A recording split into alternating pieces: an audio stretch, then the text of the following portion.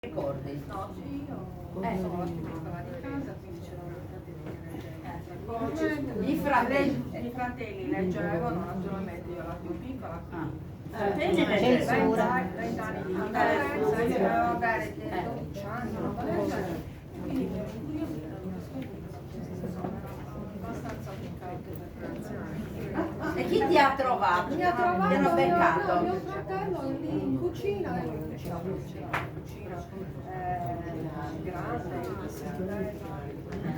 la classica cucina camerunese che sono grande quanto un appartamento adesso di Vigano. E mi ricordo che mi aveva trovato con questo libro, c'era la cucina economica.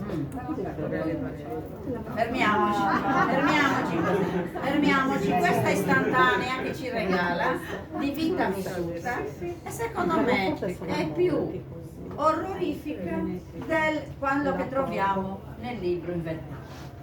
Questa scena è la verità. I libri bruciati in casa dal fratello maschio, quando la donna li legge. Grazie ad Elena ce ne ha raccontato di tutto. E infatti è andata da un'altra parte per poter continuare a fare quello che stava facendo. Aveva a fianco un uomo che le ha consentito, perché anche autriare e consentire molte volte di poter fare quello che ha fatto. Mentre Pirandello la ostacolava, diceva che era una matta, che era disgrazia. Quindi si paga e si paga ancora oggi in tanti paesi, vero, si paga a caro prezzo la cultura, la lettura, un diritto semplice, una libertà che noi abbiamo di vestirci come vogliamo, guardate qua dentro, di vestirci e anche di leggere.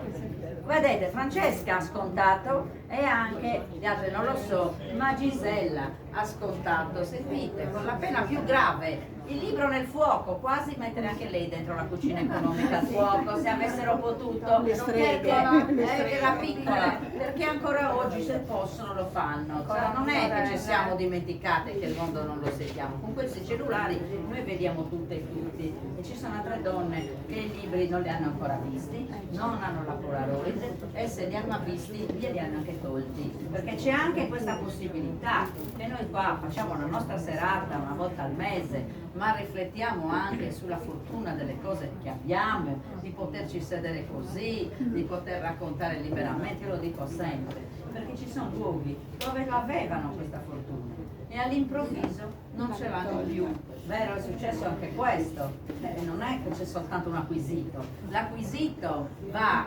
sostenuto e le nostre chiacchierate hanno, Gisella, grazie a queste testimonianze che costano più dolore quello che uno prova e raccontarlo così, servono a tenere acceso il fuoco della consapevolezza che oggi è tanto di moda e quello che c'è bisogna tenerselo stretto, vero Pina?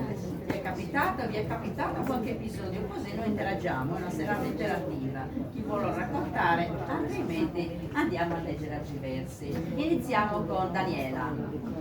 Leggerò Angioletto. Ah, adesso a chi? Che sei spostata? Chi si è deve leggere? Aspettiamo. Aspettiamo, leggiamone un'altra. Intanto faccio vedere senza dire niente. Verbo vulgare non si dice. Che cos'è l'angioletto? Che dovremmo averlo custode, l'abbiamo pregato, l'abbiamo invocato, ci ha mollato, dov'è, non lo sappiamo. Forse un'amica è un angioletto, un'altra persona sulla terra, vero? Qui chi meno ci aspetta.